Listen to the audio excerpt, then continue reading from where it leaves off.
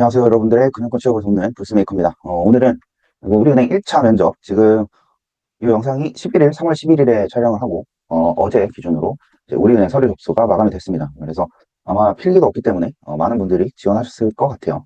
근데 일단 뒤에 살펴보겠지만, 이 면접 서류 발표 후에, 일주일 후에, 이제 1차 면접이 시작하기 때문에, 그때 준비하면 늦다. 그래서 미리 어떻게 준비하셔야 되고, 어떤 방향으로 이제 면접이 나오고, 1차 면접 어떻게 기출 질문이 나왔고, 이런 내용들을 알려드리기 위해서 이 영상을 제작합니다. 소개드리면 저는 삼성증권 출신이고 2020년에 PB로 입사했었고요. 4년 정도 재직하다가 작년에 퇴사하고 지금은 금융권 취업 준비생들을 돕는 역할을 하고 있습니다. 오른쪽 상단에 QR코드 스캔하시면 제가 어떤 일을 하는지 스캔을 하시면 이런 게 나와요. 저는 크몽이랑 승부에서 활동하고 있고 자소서, 첨삭, 그리고 면접 코칭, 필기 코칭, 그리고 이 모든 걸 다 하는 프리패스 패키지를 운영하고 있습니다. 그래서 금융권 취업을 저를 통해서 하신 분들이 많고 그리고 도움이 필요하시면 언제든지 편하게 저를 찾아오시면 됩니다. 이 댓글에 유튜브 링크 저를 찾아오실 수 있는 링크를 남겨드릴 거예요. 그래서 도움 필요하시면 저를 찾아오셔라. 자, 우리은행 서류 접수 어제부로 3월 10일부로 마감이 됐어요. 그래서 지금부터 면접 대비를 시작하시는 분들이 있습니다.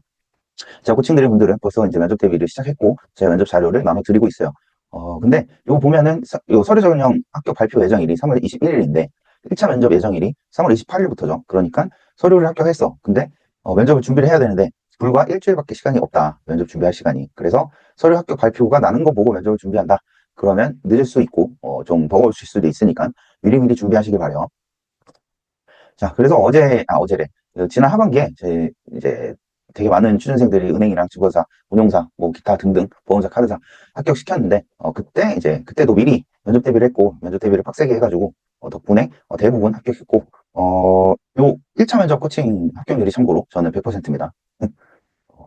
그 워낙 빡세게 제가 지금 대비를 시키기 때문에 막 혼내면서 준비시키는데 그래서 덕분에 요 좌측에 이제 작년에 하반기에 면접 코칭 진행했던 친구들인데, 요 친구들 다, 여기 있는 친구들 다 최종 합격을 했어요. 국민은행, 신한은행 있고, 그 다음에 운용사도 갔고, 그럽니다. 그래서, 1차, 2차, 최종 면접은 내가 다 합격을 못 시켰는데, 결국엔 여러 기업을 보면, 최종 면접까지도 합격을 시켰긴 했는데, 일단 1차, 2차, 금융권, 은행이든 증권사든, 운용사든, 전원 합격을 시켰다. 합격률이 100%다. 이 친구들 말고도, 사진 외에도 수많은 학생들이 있었어요. 취준생들이. 이제 저를 거쳐서 합격했다. 자, 우리은행 1차 면접 어떻게 나오는지 볼게요. 일단 앞서 말씀드렸듯이 1차 면접 예정일은 3월 28일부터 4월 4일이고요. 우리 그 개인금융, 기업금융 이렇게 순서대로 볼 것 같긴 한데 작년에도 그랬고 근데 일단은 제가 기억이 정확하진 않지만 개인금융이 먼저 시작했나 그랬을 거예요. 아무튼 1차 면접은 기본 역량 면접이고 여기 면접 복장 보시면 자율복이라고 적혀있는데 빨간 글씨로 정장 금지라고 적어놨어요. 그래서 요 보러 가실 때 정장을 대부분 입으려고 하실 텐데 제 생각은 풀 정장은 입고 가시면 감점이 되실 수도 있을 것 같아요. 이 정장 입고 오지 말라고 분명히 써놨는데 작년에도 그랬고 아마 올해도 그럴 텐데 정장 입고 가시는 분들 계실 텐데 이게 뭐 크게 중요한 건 아니겠지만 근데 일단은 이번에는 정장 금지라고 해놨어요. 금지. 하지 말라면 하지 말자. 그래서 어떻게 입어야 되냐? 세미 캐주얼. 약간 그 세미 정장이죠. 캐주얼 정장. 이런 식으로 타이 없고 속에 뭐 니트나 뭐 이런 거 입고 가시면 딱 좋을 것 같고요. 여성분들은 내가 잘 모르겠는데 내 여자가 아니라서 이런 식으로 입고 가시면 되지 않을까 싶어요. 근데 난 모르겠어. 여성분들은 죄송하지만 알아서 센스 있게 입고 가시길 바랍니다. 일단 모든 기업 지원하실 때 인재상이랑 비전, 핵심 가치 이런 건 기본적으로 파악해 두셔야 된다고 했어요. 서류 전형도 마찬가지고 면접에서도 마찬가지예요. 뒤에서 또 설명드리겠지만 실제 면접에서 우리은행의 인재상 아시나요? 또는 우리은행의 핵심 가치 또 심한 경우에 우리은행의 비전, 슬로건 이런 거 다 외우고 계신가요? 이런 질문 나왔었어요. 작년에. 그래서 이런 거 다 숙지를 하고 계셔야 되고 또 이걸 숙지하셔야 되는 이유가 채용 설명회 뒤에서 설명드릴 텐데 근데 일단 채용 설명회에서 담당자가 인재상을 잘 보라 했어요. 그러니까 면접에 대해서 이번에 어떤 친구들을 뽑을 거냐 그러면 인재상을 보라고 했는데 올바른 품성을 가진 다들 아시죠? 왜 올바른 품성이 지금 필요한지 특히 우리은행에 그래서 이번에 인성을 많이 볼 거다. 인성 관련 검증이 빡세게 들어갈 거다라고 경고를 해놨기 때문에 채용 담당자가 그래서 인재상을 봐야 어떤 게 중요하고 어떤 문항이 어떤 질문이 나올지 파악할 수 있기 때문에 어쨌든 모든 기업에 지원하실 때 인재상과 핵심 가치 그리고 비전, 슬로건 이런 걸 기본적으로 다 외워두셔야 합니다. 우리은행의 핵심 가치 그리고 인재상, 비전 뭐 이런 거 종합하면 인성, 도전, 창의, 전문성 플러스 고객 중심 혁신인데 사실 뻔해요. 다른 기업, 다른 은행들도 다 비슷합니다. 근데 외워야 돼요. 다 정확히 외워야 됩니다. 우리은행 채용 설명회, 25년 상반기 채용 설명회 때 이제 채용 담당자가 강조했던 부분들 5가지를 이제 요약을 하면, 첫 번째는 블라인드이기 때문에 가면 번호나 뭐 다른 걸로 불릴 거예요. 아마 번호로, 수험 번호로, 면접 번호로 불리지 않을까 싶은데, 제가 작년에 그것까지 안 물어봤는데 아무튼 블라인드예요. 이름이랑 나이, 학교, 가족사항 이런 거 당연히 말씀하시면 안 되고, 요 우리은행이 채용이 끝나면 감사팀이, 이 우리은행 감사팀이 이 채용 과정에서 블라인드 위배 사항이 없었는지 체크하거든요. 그것도 감사 사항 중 하나인데, 그래서 참고로 우리은행의 최종 발표가 좀 늦어요. 다른 은행도 뭐 비슷하겠지만 3주인가? 그때 3주? 2, 3주, 2, 3주 정도 걸렸던 것 같은데, 그때 이제 인사팀이 왜 이렇게 오래 걸리냐 설명을 해줬을 때, 우리은행 채용이 끝나면 이 채용 합격자, 최종 합격자들을 어떻게, 어떤 기준으로 심사해서 어떤 기준으로 합격시켰는지 요거를 감사를 받게 돼 있어요. 그래서 그때 그래서 감사팀이 봤는데, 이 친구는 블라인드가 안 됐는데 왜 뽑아요? 뭐 이러면 이제 탈락시키겠죠. 그래서 블라인드를 철저히 지켜주셔야 된다. 첫 번째고요. 두 번째는 인성을 강조했습니다. 다들 아시죠? 작년 끊이지 않고 작년, 재작년 우리은행, 뭐 다른 은행도 있었지만 사건 사고가 우리은행이 크게 횡령 사건이 있어서 그것 때문에 난리가 났었죠. 그래서 최근 금융사고가 끊이지 않아서 윤리의식을 중점적으로 검증할 거다라고 이제 힌트를 줬어요. 그래서 1차 면접뿐만 아니라 2차, 3차에서도 계속 인성 관련된 윤리의식, 행원한테는 윤리의식이 필요하죠. 왜냐하면 남의 돈을 만지는 직업이기 때문에 당연히 윤리의식이 필요합니다. 그래서 횡령 같은 거 이런 거 안 할 사람, 애초에 가능성을 배제하겠다. 이 끝부터 올바른 사람을 뽑겠다. 이렇게 어필을 해놨습니다. 강조를 해놨어요. 그리고 세 번째는 은행업에 대한 이해입니다. 은행에 지원하면서 은행이 무슨 일을 하고, 그리고 본인이 지원한 직무가 어떤 일을 하는지도 제대로 모르는 친구들이 많다. 그래서 은행원의 역할이 뭔지, 근데 단순히 어떤 업무를 처리하고 뭐 적금을 하고 예금을 도와주고 적금을 도와주고 대출을 해주고 이런 거가 아니라, 이런 건 당연히 하는 거고, 이게 왜 필요한지, 그러니까 각각 이 대출이 왜 필요한지, 또는 외환 서비스가 왜 필요한지, 이런 거에 대한 가치, 각각 업무에 본인이 수행하게 될 업무의 필요성과 가치까지 정립을 해야 된다는 소리예요. 그러니까 한마디로 우리 자소서 쓸 때 직업관이 뭐라고 하는 것처럼, 이 은행원이 되기 위해서 은행원이 어떤 역할을 한다고 생각하세요? 라고 물어봤을 때, 뭐 예금하고 대출합니다 라고 하는 게 아니라, 은행은 기본적으로 자금 중개를 통해서 중소기업이나 소상공인 또는 대기업 등 신규 투자나 아니면 자금 유동성이 확보돼야 되는 곳에 자금을 공급함으로써 사회가, 그리고 경제가 좀 더 원활하게 굴러갈 수 있도록 뒷받침하는 윤활유 역할을 한다고 생각합니다. 뭐 이런 식으로 은행의 역할을 좀 가치관과 연결시켜서 정립을 해두셔야 됩니다. 그 다음에 우리은행 로열티예요. 하도 퇴사하면 나가는 사람이 많아서 퇴사하고 오래 갈 사람, 퇴사하지 않고 오래 갈 사람, 이런 걸 파악하려면 이 사람이 얼마나 우리은행을 좋아하고 우리은행에 대한 입사 의지가 얼마나 강하고 우리은행에 대해서 얼마나 알고 있는지를 체크할 거다. 그래서 지점수가 몇 개냐, 해외 법인이 어디에 있냐, 해외에 진출하지 않은 국가 중에 어디에 진출해야 되냐, 뭐 이런 질문들이 실제로 기출 나왔었어요, 작년에. 그래서 이런 것들을 물어보는 이유는 우리은행에 대한 관심도가 얼마나 있냐, 이 지원자가 우리은행을 얼마나 좋아하느냐 라는 걸 확인할 수 있기 때문에 이런 걸 물어보는 거예요. 위에서도 또 설명을 드릴 거예요. 그 다음에 마지막으로 금융 전문성입니다. 최근에 경제 이슈가 은행에 미치는 영향이 뭔지, 최근에 경제 이슈가 뭔지를 알아야겠죠, 그러면.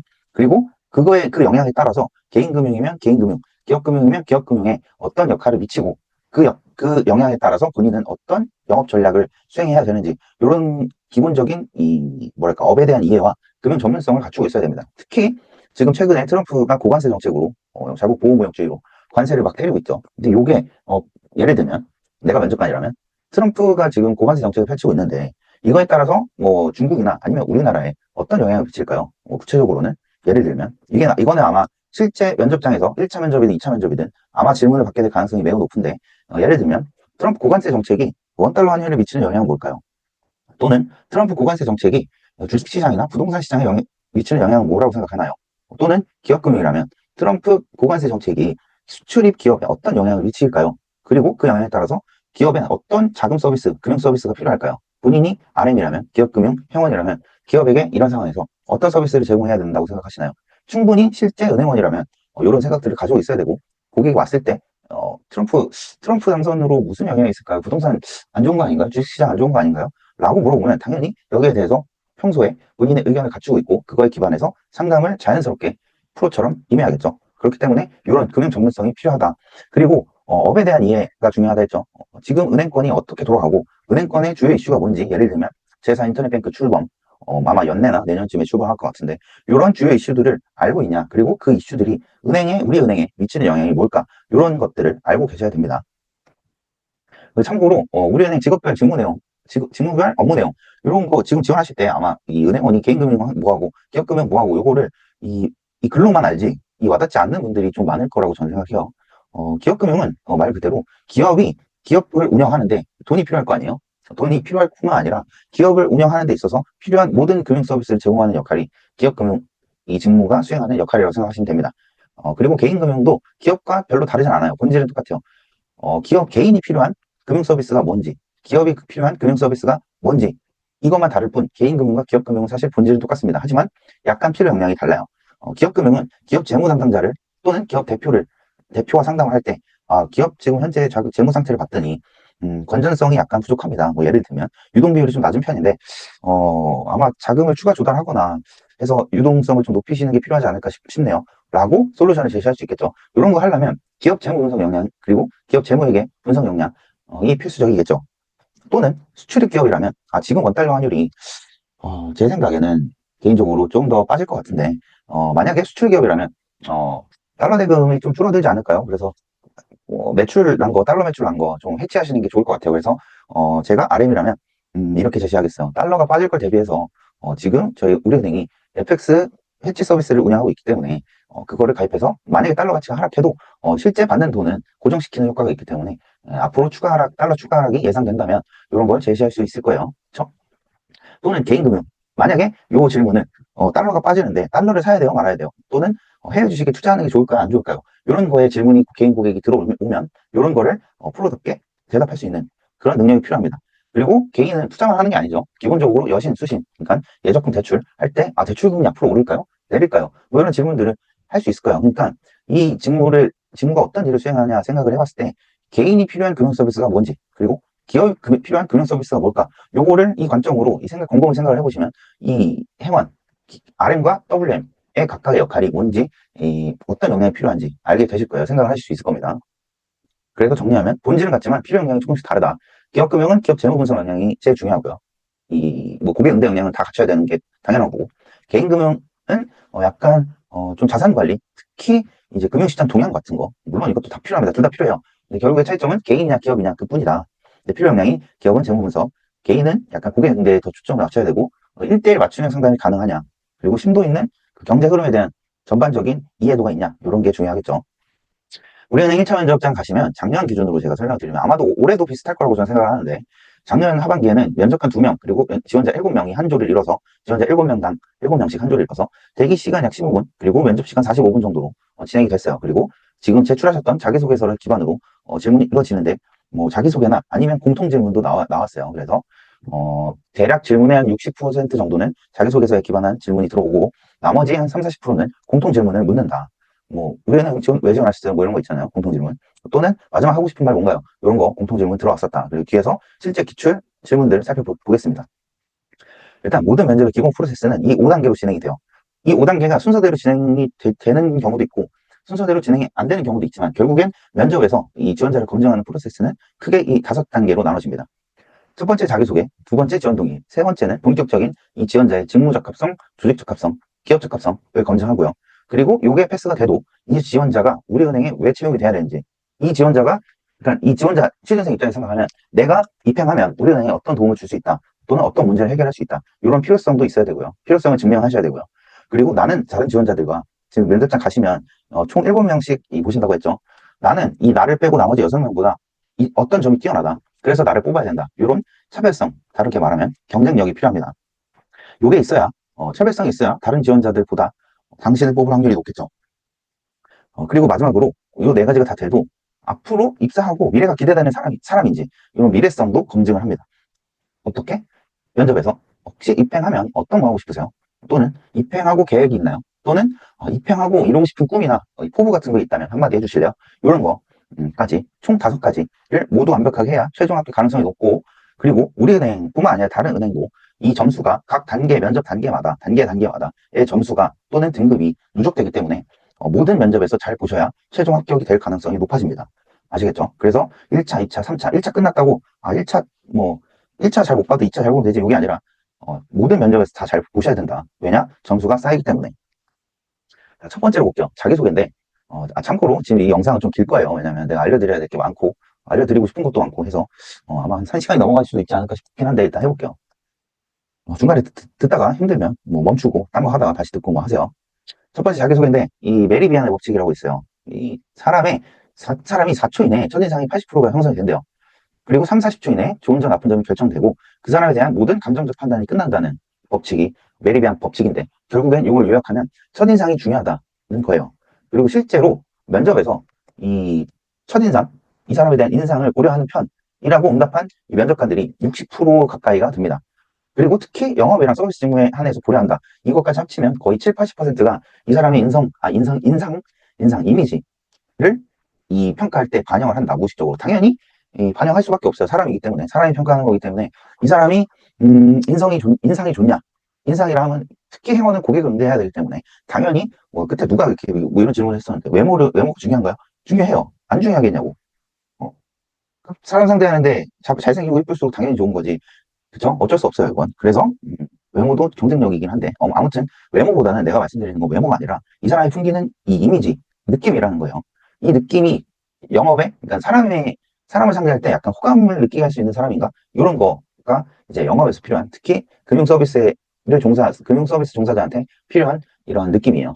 그래서 이런 첫인상이 면접 합격의 50% 이상을 결정한다. 요 맨 오른쪽 보시면 인사 담당자가 첫인상 결정 요인 꼽는 건 뭐 표정, 눈빛, 자세, 태도 이런 것도 중요하다. 그러니까 지금 제가 보시는 분들을 다 면접 코칭을 할 수는 없겠지만 면접 볼 때 이 사람의 보통 내가 면접 코칭하면 사람마다 이 습관이 있어요. 안 좋은 습관이. 뭐 예를 들면 눈을 말할 때마다 깜빡깜빡 한다든가 뭐 또는 말할 때마다 손짓을 막 이렇게 하는 사람 있죠. 뭐 또는 뭐 나처럼 뭐 말 중간중간에 뭐 이런 거 이 습관이 있어요. 다 모든 사람들이 뭐 또는 말 속도가 느리다든가 빠르다든가. 근데 이런 습관들 태도 이것도 자세와 태도 중 하나죠. 이런 것도 잡아야 된다. 근데 이런 거 잡으려면 뭐 면접 스터디를 하시든가 아니면 면접 코칭을 받든가 해서 본인이 어떤 문제가 있는지를 봐야 됩니다. 근데 면접 스터디도 안 하고 면접 코칭도 안 할 거다. 그러면 본인의 이 발언할 때의 모습을 녹화라도 해보세요. 그러면 그걸 보면 약간 오글거릴 테지만 본인의 어떤 발언 화법의 문제라든가 자세의 문제가 어떤 거는 하나씩은 나올 거예요. 그거를 반드시 잡고 가셔야 된다. 그래야 1, 2차, 3차 면접에서 다 자세와 태도에서 감점 요인이 없을 거다. 다시 돌아오면 첫인상이 결국에 면접 합격의 50% 이상을 좌우한다고 저는 생각을 하고 제가 면접 코칭 드리는 분들한테는 첫인상이 면접에 사실 난 80% 이상을 결정한다 생각하는데 여기는 약간 보수적으로 50%라고 해놨지만 사실상 첫인상이 면접에 80% 이상을 결정하기 때문에 자기소개가 중요하다는 거예요. 자, 이 친구, 이 국민은행 최종 합격했던 친구, 이 친구는 참고로 우리은행 최종까지도 갔었어요. 근데 우리은행은 최종에서 안 됐어. 우리은행이 이상해요. 근데 아무튼 이 친구가 최종을 거의 네 군데 정도 다 합격해서 최종 직전까지, 그러니까 1, 2차까지 네 군데 정도 다 합격해서 이 친구는 은행의 스탠다드로 제가 자꾸 가져오긴 하는데 이 친구 자기소개는 이랬어요. 안녕하십니까. 알잘딱깔센 장인으로 불리는 지원자 땡땡땡. 근데 실제 면접에서 성명을 얘기할 수 없기 때문에 지원자 1번입니다. 이렇게 했겠죠. 저는 중식당 아르바이트를 할 때 고객이 먼저 요청하지 않아도 앞치마를 갖다 드리거나 스타일러가 있다고 안내를 했습니다. 이처럼 세심한 관찰력을 바탕으로 국민은행 또는 우리은행에서도 고객을 우선하는 행원이 되겠습니다. 감사합니다. 라고 깔끔하게 그리고 임팩트 있게 제시를 했어요. 참고로 자기소개는 첫인상을 결정하는 시간이고 그렇기 때문에 면접 전체 요소 중에 제가 80% 이상의 중요도를 차지한다고 말씀드리는데 본인만의 핵심 경쟁력을 어필하는 시간입니다. 자기소개는. 그래서 뻔한 소리를 하지 마셔라. 보통 자기소개를 훈련이 안 된 면접 코칭을 처음 하는 친구들은 자기소개 들어보면 되게 뻔해요. 뭐 예를 들면 저는 안녕하십니까. 저는 경제학과를 전공하고 뭐 투자 동아리를 하면서 경제에 대한 관심이 가졌습니다. 뭐 자격증을 뭐 취득했고요. 입행하기 위해 이런 노력을 했습니다. 이런 노력을 바탕으로 입사 후에 뭐 전문성을 갖추고 고객 응대 역량을 갖춘 행원이 되겠습니다. 이런 뻔한 소리를 하는데 본인만의 핵심 경쟁력이 뭔지를 일단 생각해야 되고 그 핵심 경쟁력을 어필할 수 있는 과거의 뭐 성과 사례나 아니면 남들과 좀 차별화되는 이런 자기소개를 이 발언을 해주셔야 첫인상이 좋아지겠죠. 자기소개 딱 듣자마자 대부분 제 기준으로는 이 지원자는 뻔한 지원자네 하고 자기소개만 들어도 한 반 이상은 이 평가를 할 수 있어요. 그렇기 때문에 자기소개가 내가 자꾸 첨삭하다 보니까 자기소개서를 하는데 자기소개가 전체 면접에서 차지하는 중요도는 상당히 높기 때문에 자기소개를 쌈박하게 하셔야 된다. 어떻게? 본인의 핵심 경쟁력을 어필할 수 있도록. 아시겠죠? 근데 이렇게만 해서는 와닿지는 않을 수도 있어. 그래서 면접 코칭이 필요한 건데 뭐 아무튼 필요하면 저 찾아오시고 자, 자기소개 때 그리고 주의할 점이, 주의까지는 아니고 알아두셔야 될 게, 보통 자기소개하면 면접관이 만약에 3명이다 그러면 2명은 자기를 안 보는 경우가 많아요. 그게 왜 그러냐면 이 지원자에 대한 관심이 없어서가 아니라 면접관들은 이 본인 자소서 말고도 수백 수천 건의 자소서를 검토를 해야 되는데 그거를 이 면접자가 들어오기 전에 하나하나씩 다 세세하게 볼 수 없어요. 그래서 이 자기소개 시간에 면접관들은 이 지원자의 자소서를 빠르게 이렇게 제목과 이 제목 다음에 핵심 메시지 위주로 이렇게 쓱 흐르는 거예요. 그래야 질문을 할 수 있기 때문에, 면접에 자기소개서에 뭘 적어놨는지 알아야 되기 때문에. 그래서 자기소개 시간에 면접관이 본인을 안 쳐다본다 해서 주눅 들지 마셔요. 귀는 열려 있다는 걸 명심하셔야 됩니다. 눈은 자기소개서를 향해 있지만 면접관이, 그래서 책상 아래를 보고 있지만 귀는 열려 있다는 걸 명심하셔야 되기 때문에 자기소개를 완벽히 해주셔야 됩니다. 그리고 주눅 들지 마라. 귀는 열려 있다, 다 듣고 있다는 거 명심하세요. 그 다음에 지원 동기요. 이제 자기소개가 끝나면 보통 그 다음에 지원 동기로 넘어가거나 뭐 다른 걸 물어볼 수도 있지만, 만약에 이 5가지 순서로 진행이 된다면 그 다음에 지원 동기를 물어보는 게 일반적이긴 합니다. 이 지원 동기는 크게 3가지로 나뉘어요. 왜 은행업인지, 왜, 그리고 이 지원하실 때 개인금융, 기업금융 지원하셨죠, 각각. 근데 그때 본인이 개인금융 지원한 사람이면 왜 개인금융 지원하셨어요? 기업금융이 아니라. 또는 반대로 기업금융 지원한 사람이면 왜 기업금융 지원하셨어요? 개인금융이 아니라. 뭐 이런 질문들을 하는데 이게 직무에 대한 동기죠. 직무 지원 동기. 그리고 3번째로 왜 많은 은행 중에 하필 우리은행에 지원하시나요? 국민은행이 더 좋은 거 아닌가요? 뭐 이런 질문이 들어올 수도 있어요. 들어올 가능성이 높고, 매번 지원 동기에 관련한 이 질문은 이런 방식이 아니더라도 약간 변형해서 변화구로 달려서 지원을 물어보긴 하는데 항상 지원 동기 물어봅니다. 그리고 지금 우리은행 자소서 3문항 중에 첫 번째 문항이 직무 지원 동기였어요. 그리고 이 일을 위해서 어떤 노력을 했는지 직무 적합성에 대한 이 문항들을 다 작성을 하셨을 텐데, 여기서 본인이 제시했던 이 지원 직무에 근무하고 싶은 이유, 지원 동기죠, 이게. 요거를 이 지원 동기로 말을 풀어서 해주시면 돼요. 자기소개서에 없는 내용을 말해도 상관은 없는데, 자기소개서와 완전히 다른 얘기를 해버리면, 이 면접관은 1번 문항을 보고 질문을 한 건데, 다른 소리를 한다? 그러면, 약간 엉뚱한 소리를 한다고 생각할 수 있거나, 또는 일관성이 없다, 이 친구는. 뭐 이런 생각을 할 수 있기 때문에, 가급적 본인이 적어둔 1번 문항에서 적어둔 직무 지원 동기를 좀 아름답게 포장해서 면접용으로 발언하는 방식으로 어필해 주시면 되겠죠. 그래서 지원 동기는 1번 문항에 쓴 내용을 풀어서 임팩트 있게 면접용으로 얘기를 해주시면 된다. 합격자 25경. 이 친구 우리은행 이 1차, 2차까지, 3차까지 합격했던 친구. 이 친구 이수역 지점에 방문했을 때, 그러니까 지원 동기 물어봤어요. 근데 이 지원 동기를 어떻게 물어봤냐면 1차 면접에서 이 친구는 국민은행 서포터즈 복지서 경험이 있었는데 면접관이 이렇게 물어본 거예요. 이 경험들 보니까 국민은행 서포터즈 하셨는데 왜 우리은행 지원하세요? 라고 물어본 거예요. 그때 이 친구가 이렇게 대답했어요. 우리은행 이수역 지점에 방문했을 때 다른 은행과는 다르게 일반인도, 저 같은 일반 학생도 자산관리 상담을 위한 투치하우스로 안내를 해주셨습니다. 그때 담당 PB분께서 퇴직연금에 대해서 되게 친절하고 자세하게 알려주셨는데, 이 경험을 바탕으로 우리은행은 이렇게 고객 한 분마다 정성을 다해서 자산관리 서비스 제공한다는 걸 느껴졌고, 이 계기로 우리은행이 매력적이라고는 마음이 들었습니다. 그래서 우리은행에서 꼭 회원이 되고 싶다는 마음이 들었습니다. 라고 제시를 한 거예요. 이런 식으로 지원 동기를 제시해 주셔도 되고, 이 친구는 자기소개서에 이 내용이 적혀 있었기 때문에, 제가 적혀 있었나? 첨삭을 내가 했는데, 이 내용이 적혀 있었거나, 또는 이런 비슷한 내용으로 적혀 있었을 거예요. 근데 어쨌든 이 친구는 영업점 방문 경험을 통해서 지원 동기를 어필했고, 제가 다른 영상에서도 항상 첨삭할 때도 마찬가지고 강조했던 자소서 가이드 영상에서도 강조를 했었는데, 가장 강력한 지원 동기는 본인의 경험을 통한 지원 동기예요. 이런 것처럼. 특히 은행에 지원하는 사람이면 은행 영업점 방문했을 때 어떤 걸 느꼈는지, 이런 걸로 지원 동기 제시를 해주시는 게 가장 좋습니다. 대부분 첨삭을 받지 않거나 나한테 첨삭을 받지 않거나 면접 코칭을 안 하는 사람들의 지원 동기는 뻔해요. 우리은행은 가장 오래된 역사를 갖고 있고 뭐 최고의 자산관리 인프라를 갖추고 있다고 생각합니다. 뭐 이런 일반적인, 누구나 인터넷에 뭐 네이버나 구글에 우리은행 강점 찾으면 나오는 것들 있잖아요. 이런 걸로 지원 동기를 어필하시는데 전혀 경쟁력이 없는 지원 동기입니다. 와닿지도 않고. 면접관에게 와닿는 지원 동기가 되려면 본인이 직접 경험했던, 우리은행과 관련한 경험을 했던 것들을 통해서 지원 동기를 제시를 해주시는 게 가장 설득력도 있고 구체성도 있고 마음을 약간 공감할 수 있는 면접관이 그런 방향의 지원 동기가 되기 때문에, 다시 강조드리지만 이미 뭐 자소서에 제출했던 건 상관이 뭐 어쩔 수 없지만, 면접장에서 지원 동기 물어봤을 때 그런 뻔한 소리를 하면 일단 나 같으면, 내가 면접관이면 얘도 뻔한 사람이구나 하고 일단 뭐 그러지 않겠지만 탈락시킬 가능성이 매우 높아집니다. 그렇기 때문에 지원 동기는 이렇게 본인의 경험을 통해서 제시해 주시는 게 가장 좋아요. 실제로 우리은행 1차 면접에서 지원 동기 관련한 어떤 질문들이 나왔나 보겠습니다. 작년 하반기 23년도부터 작년 하반기까지 나왔던 이 질문들을 요약한 거고, 실제로 이렇게 질문이 나왔습니다. 어떤 계기로 회원이 되고 싶었나요? 그러니까 회원이 되고 싶었던 계기가 언제냐? 어떤 계기고 언제였냐? 이런 질문이 나왔었고요. 하이 서포트 방금 얘기 말씀드렸죠. 은행 서포터 경험이 있는데 왜 은행에 지원하시나요? 이렇게 만약에 본인이 뭐 제가 참석하면서 보면 뭐 국지서 경험, 다른 은행 서포터즈 있는 경험도 있고, 뭐 아니면 아예 다른 뭐 생활공고라든가 뭐 다른 은행에서 근무를 하다가 퇴사를 했거나 지금 재직 중인데 이직하는 경우, 이런 경험들이, 이런 이제 스펙이 있으면 당연히 물어보겠죠, 면접관이. 왜 거기보다 여기가 좋다고 생각하시나요? 이런 걸 당연히 질문 들어올 거예요. 그리고 은행이랑 증권사 공통으로 지원하시는 분들도 많죠. 딱 봐도 이 자소서를 보면, 이력서와 자소서를 보면, 이 사람의 스펙을 보면 얘는 증권사 지원할 것 같은데 라는 생각이 드는 이 자소서와 이력서가 있거든요. 그러면 이런 질문을 받게 되실 가능성이 매우 높습니다. 실제로 저는 증권사를 취준할 때 22살 때인가 1살 때부터 난 증권사 갈 거야 라고 준비를 했었는데, 근데 당연히 저도 은행에 지원했고, 참고로 저는 4대 시중은행에 모두 서류 전형 합격하고 면접이 겹쳐서 몇 군데 은행은 못 갔어요, 면접에. 근데 어쨌든 나는 증권사 떨어져도 결국 은행 갔을 거야. 근데 나 같은 사람한테 실제로 나는 질문을 받았어요.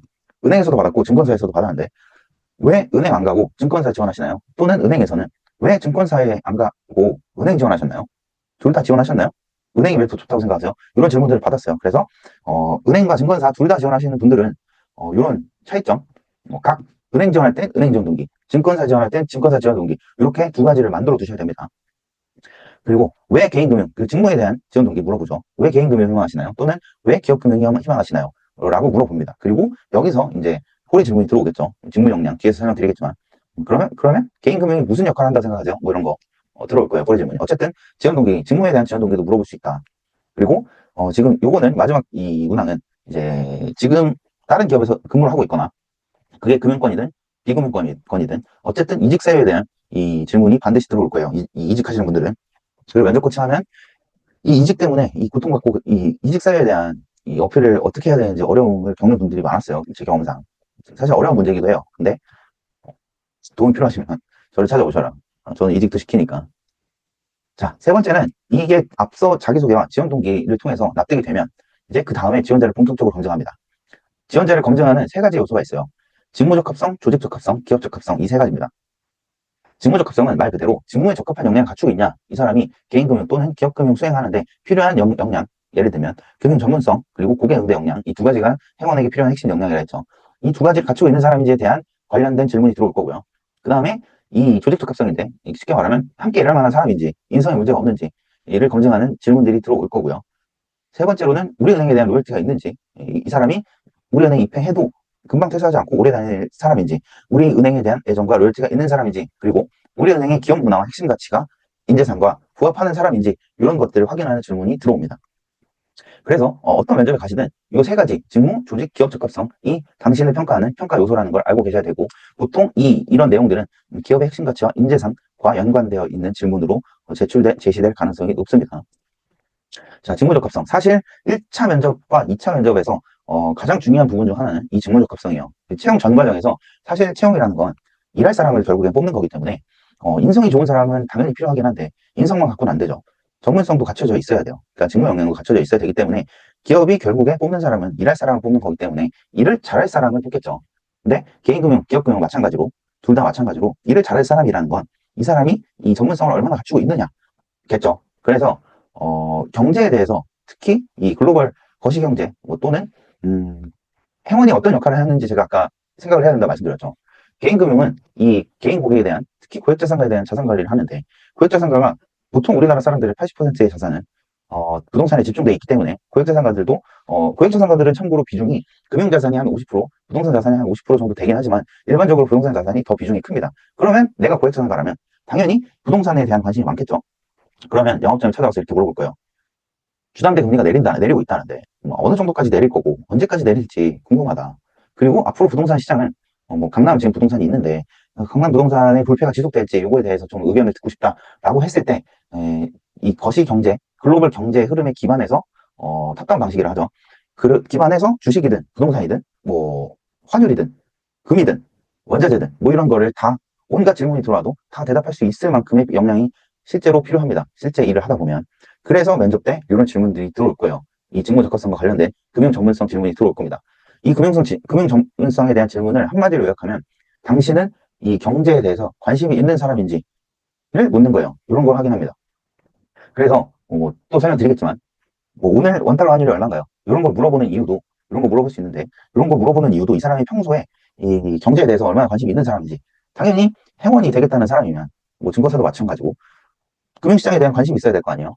금융시장에 관심이 없는데 행운이 되겠다? 그러면 욕심이지. 그렇죠?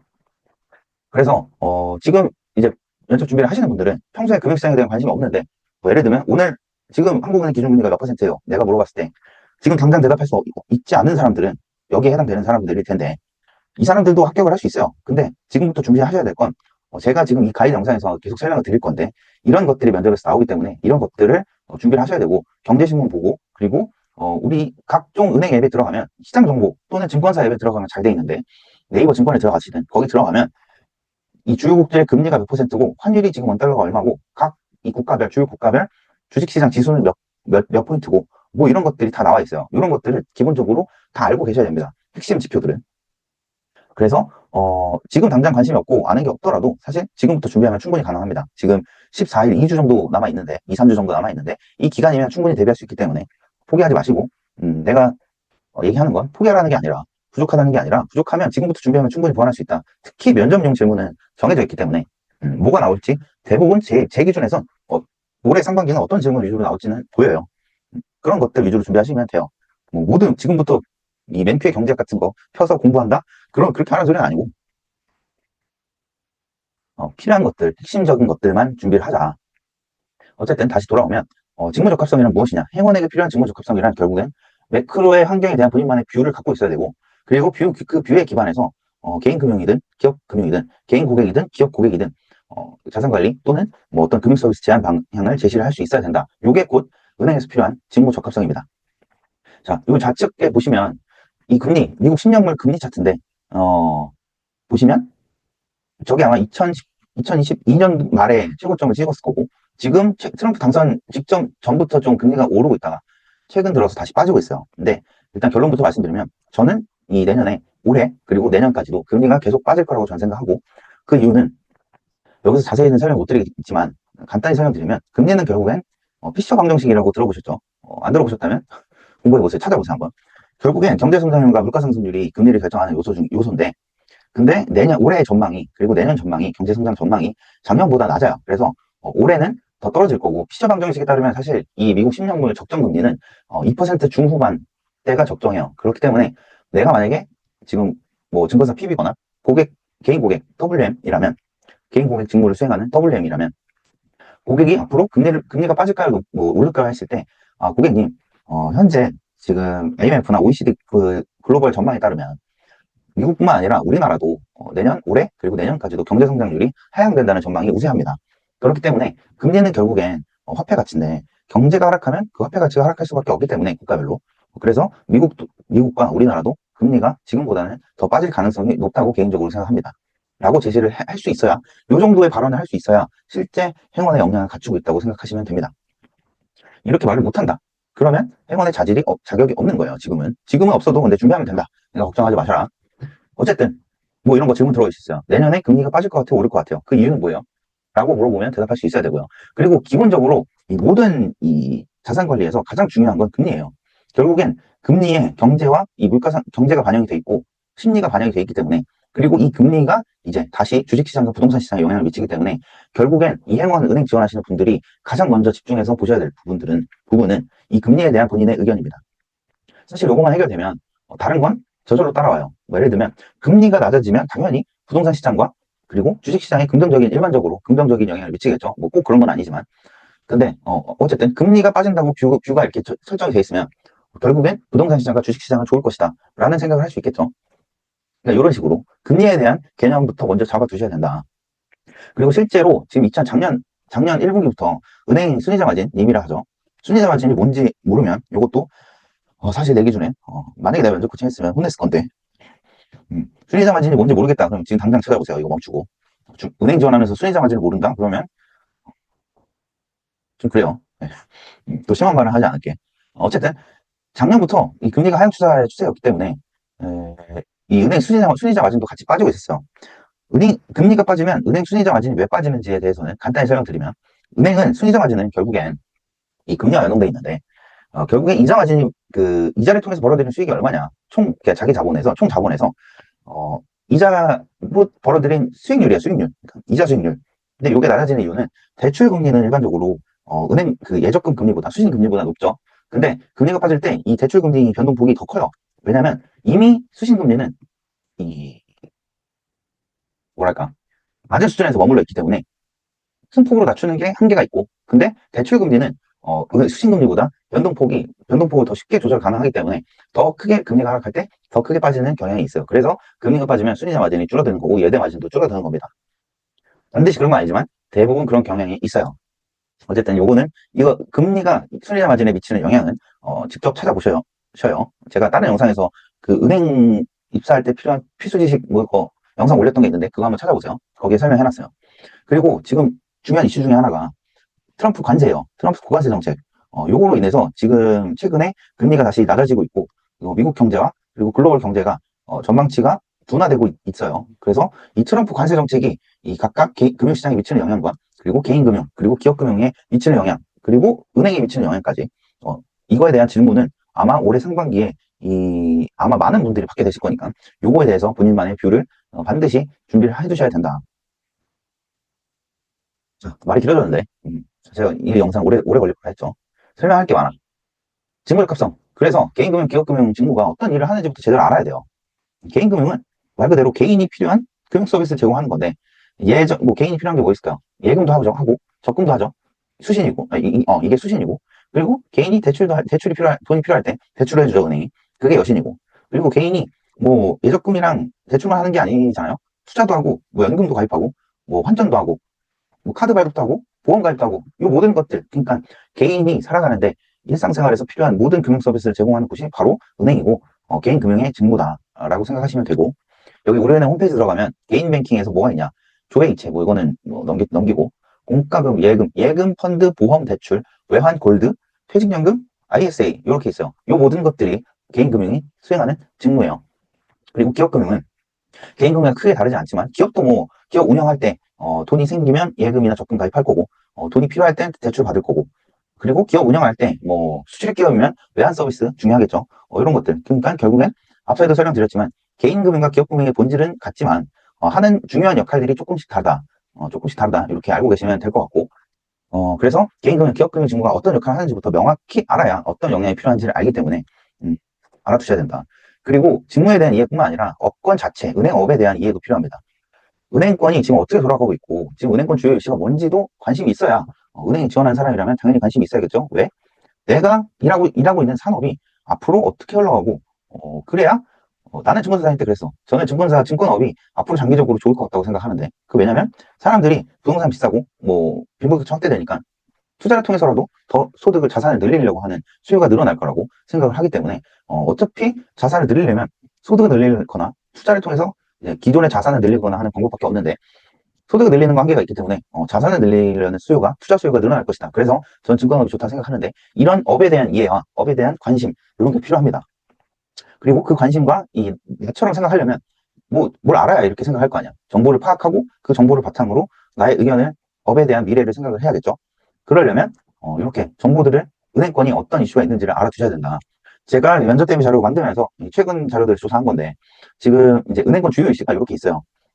은행 지금 금리 빠지면서, 금리 꺾이면서 예금금리, 주담대금리, 예금금리, 수신금리, 여신금리가 다 내려가고 있고, 그리고 이제 인터넷 뱅킹 신청 임박했고, 그래서 제사 인뱅이 빠르면 연내, 올해, 늦으면 내년 정도에 출범이 될 거다.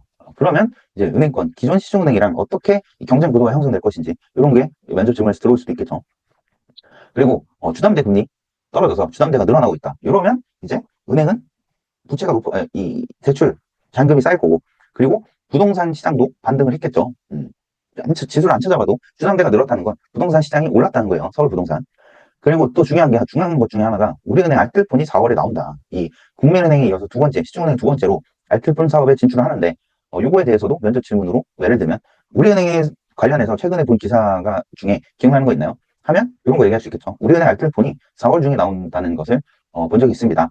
그리고 요거에 대한 본인의 생각. 뭐 예를 들면 우리은행 알뜰폰이 KB국민은행에 대비해서 어떤 점이 강점이고 또는 지금 강점이 없다면 어떤 점을 주요 포인트로 삼아서 경쟁 포인트로 삼아서 KB 모바일 그 리브죠, 리브. KB 리브 M을 이길 수 있을 것인지 요거에 대한 생각까지도 물어볼 수 있겠죠. 꼬리 질문으로. 그리고 강소기업 육성을 위한 디지털 대출. 요거는 뭐 변하지 않는 주요 이슈이긴 한데 특히 요즘 중소기업 대출 확대, 기업금융 지원하시는 분들은 주요 이슈 중 하나라고 알고 계시면 되고요. 그리고 임베디드 금융, 요게 보험사에서 주로 적용하던 건데 이제 은행권의 관심사로 넘어왔다. 그래서 당근마켓이나 스타벅스, 임베디드 금융이 뭔지는 찾아보시면 되고 간단히 설명드리면 그냥 비금융 상품, 비금융 서비스에 금융을 연계시키는 거예요. 대단한 건 아니고 뭐 예를 들면 뭐가 있을까요? 여행 갈 때 보험사가 여행사 보험을 패키지로 제공하는 거. 이런 것들이 임베디드 금융, 임베디드가 끼워 넣는 거잖아요. 내재된이라는 뜻인데 다른 비금융 산업에 금융을 끼워 넣는 방식으로 이제 가입자나 판매를 늘리는 전략이 이 임베디드 금융 전략입니다. 그래서 이것도 지금 키워드로 제시되고 있으니까 알아두셔야 되고 요거는 그래서 정리를 하면 지금 2025년도 상반기 요 내용들은 2차 PT 면접에서 출제될 가능성이 높은 이슈들이에요. 우리은행 이 4월에 알뜰폰 사업에 진출하는데 우리은행이 알뜰폰 사업을 활성화하기 위해서 어떤 전략이 필요하다고 생각하시나요? 요거에 대해서는 1차 면접에서도 2차 면접에서도 그리고 3차에서도 나올 수 있어요. 그리고 특히 2차 PT 면접에서 나올 가능성이 높겠죠. 우리은행 같은 경우에는. 국민은행에서 나올 수 있어요. 우리은행이 4월에 알뜰폰 사업을 진출하는데 이 경쟁자의 출현으로 인해 위협받는 상황이다. 이런 상황에서 국민은행은 이 우리은행을 압도하기 위해서 어떤 전략을 펼쳐야 되는가 또는 어떻게 시장 점유율을 방어해야 되는가 요거에 대한 이 전략을 물어볼 수도 있겠죠. PT 면접에서. 그리고 금리 빠지고 있다고 했어요. 그래서 세일즈 면접에서 작년 하반기에는 이 퇴직연금 붐이 일어가지고 퇴직연금 관련된 세일즈 문제가 나왔었는데 주로 그리고 면접 질문에서 나오기도 했고 근데 일단 25년도 상반기 지금은 대출금리 주담대 대출이 여신이 메인 포인트예요. 그래서 주담대가 지금 늘어나고 있기 때문에 금리 빠지면서 그래서 아마 세일즈 면접에서도 대출 상품에 대한 문제가 출제될 가능성이 높고 PT 면접에서도 출제될 가능성이 높아요. 뭐 예를 들면 주담대 금리가 인하하는데 은행이 가계부채 비율 관리까지도 해야 되는 상황이다. 이런 상황에서 이 대출 건전성을 유지하면서 대출을 확대할 수 있는 방안을 제시해 보세요. 라고 충분히 나올 수도 있겠죠. 그리고 제4 인터넷뱅크 출범 예정이다. 지금 인가 신청했고 1, 2년 내에 출범한다. 그러면 이제 시중은행과 기존 이제 카카오뱅크, K뱅크 이런 인터넷 은행들과 또 경쟁이 치열해지겠죠. 그러면 이 경쟁 상황에서 기존 시중은행이 차별화될 수 있는 전략이 뭐라고 생각하냐? 이런 게 PT 면접이나 면접 질문으로 들어올 수 있겠죠. 그리고 좀 전에 설명했던 임베디드 금융.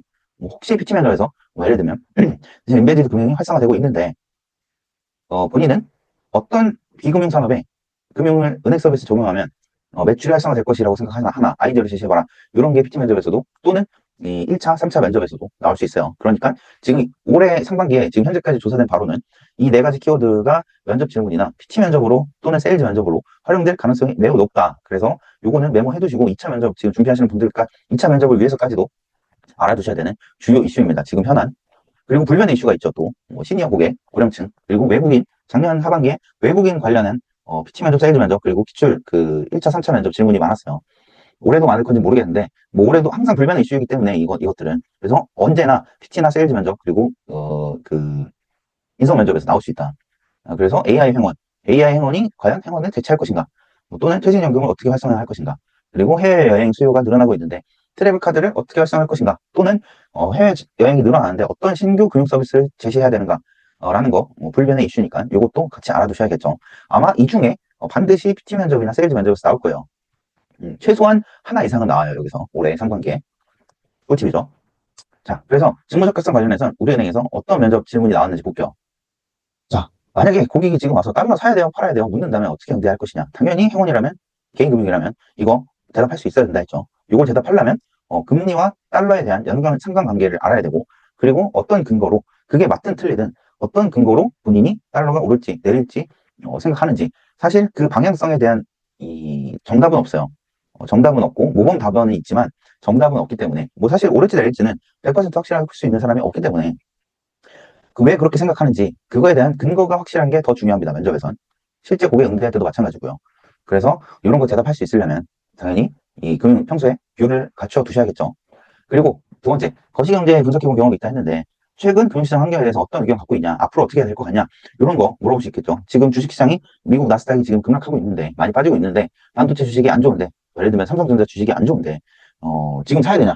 아니면 아직 때가 아니냐, 이런 거에 대한 질문 들어올 수 있겠죠.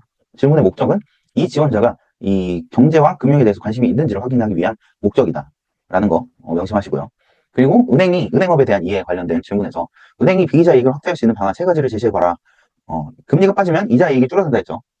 은행업 특성상. 그러면 비이자 이익의 중요성이 강화되는데, 그렇다면 비이자 이익을 확대할 수 있는 방안 3가지. 예를 들면 투자 상품 확대, 또는 연금 시장 확대, 또는 외환 시장, 외환 서비스 확대, 이런 것들 대표적으로 비이자 이익이 될 수 있겠죠. 그리고 고령 고객 찾아와서 지금 투자 포트폴리오 수립해달라 하면 어떻게 응대하실 건가요? 이런 질문도 나오고, 입행하면 실제로 신입행원이 어떤 일을 하는지 알고 있냐? 요거는 이제 은행원이 어떤 일을 하는지, 은행업에 대한, 그리고 은행 직무에 대한 이해가 있냐? 이런 거 질문 들어오고요. 금리가 낮아지면 환율에 어떤 영향을 미치는지, 그리고 이거에 따라서 기업금융이나 개인금융 어떤 서비스가 필요한지를 묻는다. 이런 식으로 나온다. 그리고 금값이 지금 신고가인데 더 오르냐 떨어지냐 본인 의견을 제시해라. 설명 드렸죠? 정답을 맞추는 게 아니라 본인의 생각과 그거에 대한 근거가 더 중요하다. 그래서 이런 것들 준비하려면 평소에 이 경제신문 꾸준히 읽고, 그리고 필요하다면 네이버 증권이나 아니면 뭐 여러분들 주식하면은 각 증권사 쓰실 텐데 거기에서 제공하는 리포트들이 있어요. 그 리포트에 이 매크로 리포트들이 있는데 그거 계속 보시면 지금 경제가 이렇게 흘러가고 앞으로는 이렇게 될 가능성이 더 높구나. 그리고 이렇게 판단할 수 있는 근거들은 이거구나 라고 정리를 해두세요. 그러면 면접에서 수월하게 말씀하실 수 있을 거예요. 그 다음에 조직적 합성이에요. 직장 10명 중에 8명이 일보다 사람이 싫어서 떠난다 라는 설문조사가 있었어요. 그래서 결국에는 회원도 직장인이고, 직장인들은 이 다른 직원들, 선후배와 동료와 협업을 해야 되는 상황이 반드시 생기거든요. 그럴 때 남들과 이렇게 잘 어울리면서 트러블 만들지 않고 잘 어울릴 수 있는 사람인지, 이런 거에 대한 검증이 필요하기 때문에 조직적 합성성 관련된 질문도 들어옵니다. 1차 면접에서. 모든 면접 단계에서 들어올 거예요. 그래서 조직적 합성 질문은 결국엔 당신은 함께 일할 만한 사람인가요? 라고 묻는 거고, 실제로 면접관이 2025년 이 설문조사 했던 거, 제가 한 건 아니고 한국 바른채용인증원이라는 데서 했어요. 근데 올해 채용 트렌드는 조직적 합성, 그러니까 인성. 아까 채용 설명에서 우리은행 채용 담당자가 인성 이번에 중요하게 본다 했죠. 여기서 통계상으로도 지금 올해 트렌드가 조직적 합성 검증이 더 중요하다. 그 다음에 전문성을 보겠다.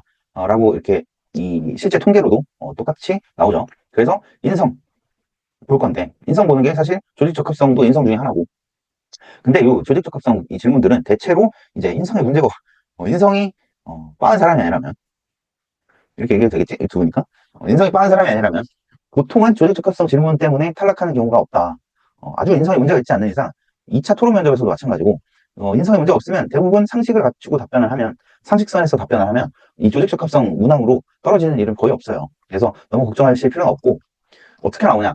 상사가 좋아할 것 같은 신입 직원을 골라보세요. 1번, 금융자격증 많고 경험 많은 사람. 그러니까 전문성을 어필하는 사람이겠죠. 2번, 가진 건 없는데 열심히 하겠다고 하는 사람. 두 개 중에 상사가 좋아할 것 같은 신입 직원은 누굴까요?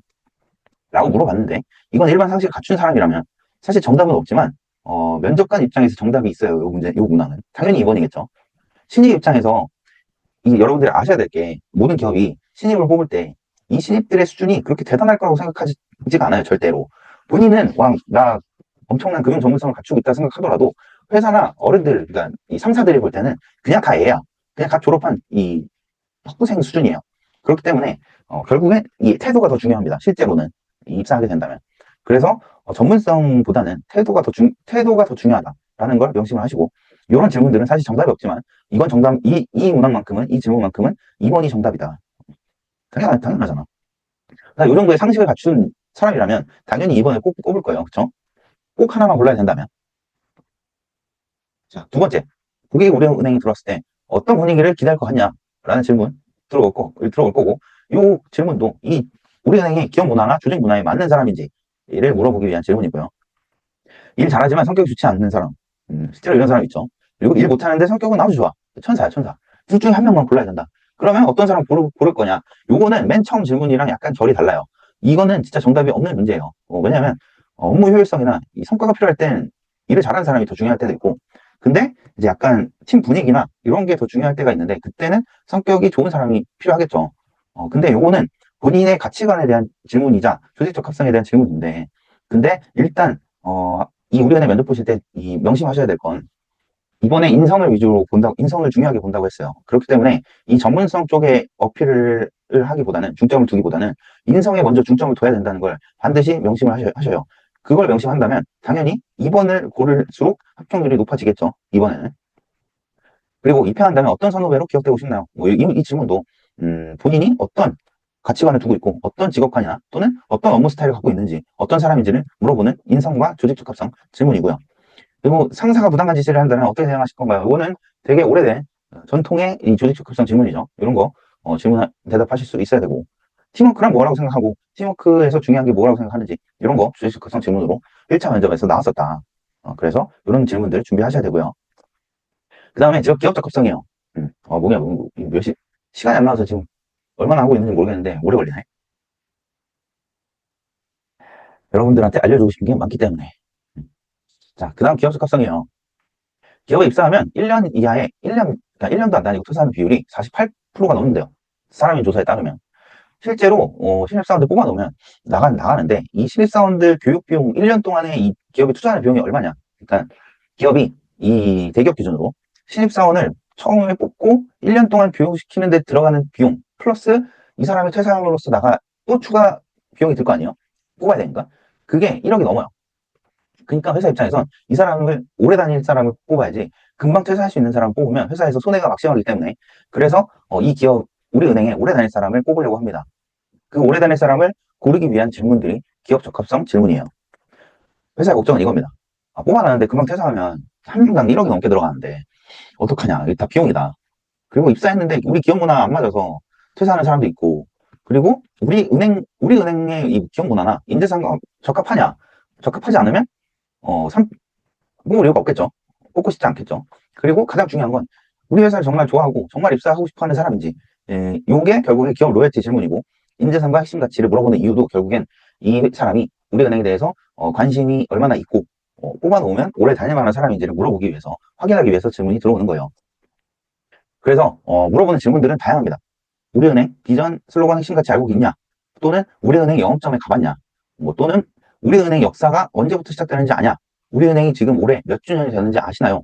그리고 우리은행의 최근에 본 기사 중에 우리은행에 관련된 기억나는 기사가 있냐? 이런 질문들이 실제로 1차 면접에서 나왔던 질문들이고 이런 것들을 물어보는 이유가 결국엔 우리은행에 대한 로열티가 이 사람이 얼마나 우리은행을 좋아하고 관심이 있냐라는 걸 확인하기 위해서 물어보는 질문들이다.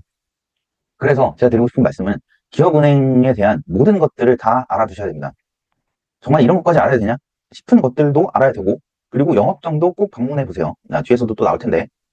자, 홈페이지, 사업보고서, 영업보고서, 그러니까 홈페이지 들어가서 우리은행이 어떤 서비스를 하고 있는지 전체 서비스를 다 확인을 하셔야 되고 개인금융은 이런 거 하고 있고 기업금융은 이런 거 하고 있고 그리고 뭐 이런 서비스도 있네. 뭐 예를 들면 AI 행원 서비스도 있네. 뭐 이런 게 있구나. 그리고 뭐 예를 들면 보도자료는 뭐 어떤 게 있고 이런 것들 다 파악해 두셔야 되고요. 사업보고서는 기본적으로 확인하셔야죠. 영업보고서랑. 그리고 네이버나 구글에 우리은행 치면 지금 뉴스들이 쭈르륵 나올 텐데 그 뉴스들 중에 중요하다 싶은 것들은 스크랩 해놓으시고요. 그리고 유튜브도 우리은행 유튜브 채널도 있을 거예요. 저는 지금 안 보긴 했는데 우리은행 유튜브 채널 들어가서 혹시 면접에서 이렇게 물어볼 수도 있어요.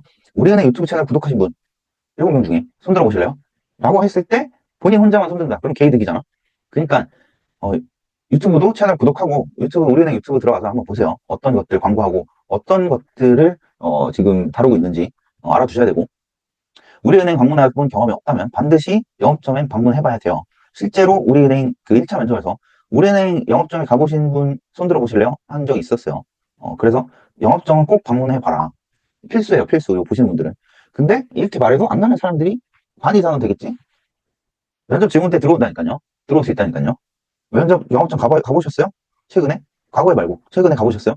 근데 안 가봤어. 근데 옆자리 지원자 가봤대. 그럼 당연히 본인은 왜 채용시켜야 돼요? 뭐 다른 게 엄청나게 뭐 있는 게 아닌 이상, 그걸로 인해서 옆 사람보다 감점이 될 텐데. 그러니까 지금 이 기업 로열티를 증명하려면 결국엔 우리은행에 대한 모든 것들을 알아야 되고, 이 정도까지 알아야 되냐 싶은 것까지도 해야 됩니다.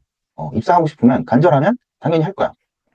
만약에 내가 취업준비생이었다면 나는 이런 거 다 찾아봤을 거예요. 뭐 다 외워왔을 거야. 왜? 입사해야 되니까. 근데 이런 거 모른다. 그러면 당연히 이 사람은 나보다 간절하지 않기 때문에 떨어져야죠. 뭐 떨어지는 게 당연하지. 미안하지만. 그래서 이런 것까지 알아야 되냐 싶은 것들까지도 다 꼼꼼히 숙지를 해두세요. 이런 질문 나왔었어요. 로열티 관련해서. 우리은행 해외 법인 몇 개 있나요? 지점 몇 개? 역사 언제? 우리은행 해외에 진출하지 않은 국가 어디? 어떤 사업 펼쳐야 되고? 거기서. 그리고 최근에 우리은행 관련해서 본 기사. 그리고 영업장 가본 적 있는지, 그리고 우리은행 강점, 약점 뭔지, 비전 핵심 가치 인재상 뭔지, 이게 이 질문들이 다 실제로 나왔다고요. 그러니까 여러분들, 안일하게 생각하지 말고 모두 필요한 것들, 필요하지 않다 생각하는 것들까지도 다 숙지를 해두셔야 우리은행 로열티 질문이 들어왔을 때 어떤 질문이 들어와도 어떻게 대답할 수 있어야 되겠죠. 자, 그 다음에 필요성과 차별성이에요. 군계이랑 다들 들어보셨죠? 여러 닭 중에 한 마리의 학이라는 뜻으로 평범한 사람들 중에 뛰어난 사람들을 이르는 말인데, 면접에서도 이 군계이락, 이 한 마리의 학을 뽑는다고 생각하시면 돼요. 이 우리은행이 필기도 없기 때문에 엄청 많은 지원자들이 지원할 텐데, 거기인 지원자들 중에서 본인이 어떤 강점이 있어, 또는 본인이 예를 들면 어떤 엄청난 사례가 있거나 나만의 경쟁력을 갖추고 있다, 이러면 당연히 본인이 돋보일 거고 합격할 확률이 높겠죠. 그래서 기업 입장에선 당연히 비슷비슷한 사람들 말고 그 사람들보다 뛰어난 사람들을 골라야 기업 입장에선 이득이니까 당연히 훌륭한 인재를 뽑으려고 할 테니까 필요성과 차별성을 갖춰야 된다. 실제로 취준생들이 가장 어려워한다는 질문 중 하나가 왜 우리은행이 당신을 뽑아야 되나요? 라고 질문 들어온 거 경험해 보신 적 있을 거예요. 이런 질문이 가장 어렵다고 생각을 한대요. 근데 이게 해결이 안 되면, 이 질문에 대해서 답변할 수 없다면 결국엔 합격하기 어려울 거예요. 그래서 이 필요성과 차별성에 대한 질문도 어떻게 대답해야 될지 전략을 짜두셔야 된다. 이렇게 질문 들어옵니다. 우리은행이 왜 지원자님을 채용해야 되나요? 지원자님이 우리은행에 입행하면 어떤 도움이 되나요? 우리은행에? 또는 다른 지원자들과 지금 옆자리에 6명의 지원자들이 있는데 이 지원자들보다 뛰어난 점이 뭐예요? 또는 옆자리 지원자랑 비슷한데 왜 뽑아야 돼요? 당신은? 왜 지원자님을? 라는 질문들에 대해서 답을 자신 있게 제시를 할 수 있어야 돼요. 그래야 여러분들이 한 마리 학이 될 수 있는 겁니다. 그래야 합격할 수 있고요. 그래서 이런 거를 이 질문 들어왔을 때, 차별성과 필요성 질문이 들어왔을 때, 경쟁 질문을 들어왔을 때 나만의 핵심 경쟁력을 어필할 수 있는 과거 성과, 경험이 있으면 그걸로 나의 경쟁력을 어필하시면 됩니다. 그리고 그 경험을 어떻게 직무 역량으로 풀어낼지 생각하시면 되고요. 남들이 경험하지 못한 이 본인만의 스토리가 중요합니다. 그게 곧 여러분들의 차별성과 경쟁력을 만드는 요소가 되기 때문에. 그러면 이렇게 할 거예요. 면접관이 물어봤어. 우리은행이 왜 지원자님을 나를 채용해야 되나요? 라고 물어봤으면 난 이렇게 대답할 거예요. 우리은행에 입사하기 위해서 수도권에 있는 모든 영업점 280곳을 방문했습니다. 가서 뭐라 해서 뭘 배웠다. 이렇게 했던 이유는 우리은행에 입행하고 싶은 마음이 간절했기 때문입니다. 이런 간절을 하라는 바탕으로 입행한다면 고객을 위해 발로 뛰는 행원이 되고 싶습니다. 라고 제시를 할 거예요. 누가 수도권에 있는 모든 영업점을 방문하겠어요? 물론 요 예시는 좀 무식하긴 해요. 근데 이런 본인만의 강점과 이 남들과 차별화될 수 있는 스토리가 없으면 나는 이런 거라도 했을 거예요. 물론 나는 취준 당시에 제시할 수 있는 스토리가 많았기 때문에 이렇게 할 필요는 없었지만, 안 되면, 역량이 부족하면 노력이라도 해라. 그래서 스토리를 만들어내라 라고 말씀드리고 싶어요. 그리고 그 스토리가 차별화될수록 여러분들의 합격률은 높아진다. 실제로 나왔어요. 이렇게 우리은행이 왜 꼭 지원자님 채용해야 되나요? 옆자리 지원자보다 뛰어난다는 거 증명해 볼래요? 또는 옆자리에 있는 지원자 중에 한 명 합격시키고 있는 사람 고른다면 누구 고를래요? 이런 질문도 들어왔었어요. 그리고 우리은행 입행하기 위해서 이 정도까지 해봤다는 에피소드 있으면 하나 알려주실래요? 이런 질문들 들어왔고, 이런 것들이 이 대표적으로 지원자의 경쟁력과 차별성을 확인하기 위한 질문들이다. 자, 그리고 지금 6단계, 7단계인데 미래성 마지막이에요. 미래성. 결국엔 기업은 과거와 현재에 대한 면접 질문을 통해서 이 지원자의 이 역량을 검증을 했어요. 근데 마지막 관건이 있어요. 관문이 뭐냐면 이 사람이 입행한 다음에 미래가 기대되는 사람인지를 확인하는 게 마지막 관문입니다. 그래서 요 미래성을 보여주는 게 내가 입행해도 계속 발전할 수 있고 어떤 사람으로 성장할 수 있다는 이 이미지를 심어주셔야 활용점정이 됩니다. 그래서 실제 이 친구 우리은행 다니고 있어요. 제가 작년에 면접 코칭해서 최종 면접까지 합격하고 지금 우리은행 지점 배치 받아서 열심히 근무하고 있고, 이 친구의 입사 후에 이때는 1차 면접이 아니라 최종 면접에서 임원이 물어봤어요. 근데 1차 면접에서도 물어볼 수 있어요. 입행 후에 하고 싶은 거 있냐? 이렇게 질문이 들어왔을 때 이 친구는 시드니 어학연수 경험이 있어서 이 친구가 이렇게 대답했어요. 우리은행 시드니 지점에서 근무하면서 현지인과 해외 유학생들에게 도움이 되고 싶다. 뭐라 하고, 이 친구는 교환학생 경험이 있기 때문에 이 소재를 썼던 거고, 제가 이 소재 했으면 입행 후 폼으로 되게 좋을 것 같다라고 이 코칭 줬고, 실제로 면접장에서 썼고 합격했어요. 그래서 이런 것처럼 이 미래가 기대되는 사람인지, 그리고 입행하고 하고 싶은 게 있는 사람인지를 검증하기 위해서 이런 거 질문 들어오니까. 그리고 이 입행 후의 목표나 비전, 계획, 포부 이런 질문들은 지원 동기와 일관성이 있을수록 좋아요. 우리 자소서에 1번 문항에 지원동기, 직무지원동기 적어놨었죠. 그 직무지원동기에서 본인이 왜 이 직무를 하고 싶다는지 써놨을 거예요. 내용이 있을 건데, 그 내용과 일관성이 있게, 그러니까 한 연장선상에서 목표를 제시해 주실수록 더 이 일관성이 있어서 논리적이고 일관성 있는 답변이 될 수 있겠죠. 그래서 그런 질문 들어왔다. 우리은행 입회하면 가장 먼저 하고 싶은 일이 뭔가요? 단기, 중기, 장기 목표가 있나요? 우리은행에서 이루고 싶은 꿈이 뭔가요? 다른 부서로 발령나면 어느 부서 희망하나요? 뭐 이런 질문들 들어왔었어요.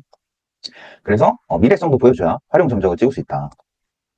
정리하면 결국엔 면접 합격 5개, 5개명이라고 하는데 저는 첫 번째로는 우리은행이 왜 당신을 채용해야 되는지에 대한 이 답변을 할 수 있어야, 면접관에게 이걸 증명할 수 있어야 필요성 그리고 차별성이 확보가 되고, 그 다음에 회원으로서 직무 수행을 위해서 필요한 역량이 있는가, 직무 조직 적합성을 증명해야 되고, 그리고 함께 일하는데 문제가 없는지 조직 적합성도 증명해야 되고, 우리은행의 기업 문화와 핵심 가치, 인재성과 부합하는지, 그리고 로열티는 얼마나 있는지에 대한 기업 적합성을 증명해야 되고, 마지막으로 다른 지원자들과 차별화되는 본인만의 경쟁력이 뭔지 면접관에게 증명을 하셔야 된다. 그래서 이 5가지를 모두 증명할 수 있어야 여러분은 최종 면접까지 합격하실 수 있을 거예요.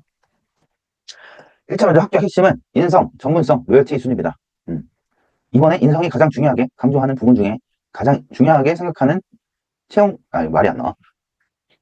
우리은행 채용에서 이번에 1차뿐만 아니라 3차까지도 전 과정에서 인성을 가장 중요하게 생각할 거다. 가장 중요하게 본다. 이 채용 담당자가. 그 다음에 전문성, 그 다음에 기업 로열티. 근데 3개 다 완벽해야 돼요. 뭐 중점적으로 본다는 게 이 순서이긴 하지만 3개 다 각각 동일 비중으로 다 중요해요. 뭐 하나 빠져서도 안 돼. 그래서 이 3가지를 다 갖춰야 된다. 회원으로서 필요한 윤리의식, 전문가로서 필요한 금융지식, 그리고 우리은행과 끝까지 함께할 로열티. 이 3가지를 갖춘다면 여러분은 최종 합격할 수 있습니다. 자, 지금까지 우리은행 1차 면접 가이드 되게 길었는데 듣느라 고생했고, 작년에 제가 자소서 첨삭부터 시작해서 1차, 2차, 3차 면접까지 다 코칭해서 결국엔 최종 합격률이 지금 100%를 기록하고 있어요. 면접 코칭 합격률이 100%예요, 100%. 그래서 여러분들 도움 필요하시면 저를 찾아오세요. 물론 지금 이 영상을 도움 드리기 위해서 찍는 것도 있고, 사실 면접 코칭을 홍보하기 위해서 찍는 것도 있는데, 저를 통해서 합격할 수 있다면 나는 제 면접 코칭을 이용하는 것도 나쁜 선택은 아니라고 저는 생각하거든요. 그래서 물론 안 좋게 보시는 분들도 있을 수 있지만 윈윈이잖아. 내 덕분에 합격하고 나는 서비스 비용 받고 이러면 둘 다 좋은 거니까. 도움 필요하시면 찾아오세요. 취준생들끼리 면접 스터디 하는 것도 괜찮은데 저는 별로 도움이 안 된다 생각해요. 왜냐? 비슷비슷한 수준의 취준생들끼리 만나서 무슨 대단한 발전이 이루어지겠어요. 그냥 자기의 단점이나 어떤 거를 보완해야 된다, 이런 간단한 피드백 정도 받을 수 있겠지. 하지만 나는 전문가잖아. 현직 출신이기도 하고 증권사 출신이고 실제로 은행 증권사 다 합격했고 면접 코칭 합격률도 100%고 이런 전문가한테 받는 거랑 면접 스터디 하는 거랑 비슷하겠어요? 다르지, 차원이. 그래서 합격하고 싶다면 저를 찾아오셔라. 어떻게? 제 유튜브 댓글 링크에 남겨드릴 거고, 링크를. 크몽이랑 송도에서 활동하고 있다. 불스메이커 또는 금융권 검색해서 이 노란색 원숭이, 이 원불교스러운 원숭이 로고를 보시면 다 저니까 불스메이커 검색하시면 찾아오실 수 있고 댓글에서도 확인할 수 있어요. 자, 그래서 길었는데 잘 들어주셔서 감사하고, 꼭 이 보시는 분들 모두 다 저를 찾아오지 않더라도 1차 면접 그리고 최종 면접까지 합격하셔서 은행 들어가셨으면 좋겠고, 우리은행뿐만 아니라 지금 하나은행도 있고 국민은행, 신한은행도 아마 곧 뜰 텐데 어디든 하나만 합격하면 되잖아요. 그래서 포기하지 말고 끝까지 도전해서 결국엔 금융권 입상하는 성과를 거두시길 바랍니다. 조만간 하나은행 면접 코칭 영상도 올릴 거고, 국민은행, 신한은행 뜨면 자소서 가이드랑 면접 가이드도 계속 올릴 거예요.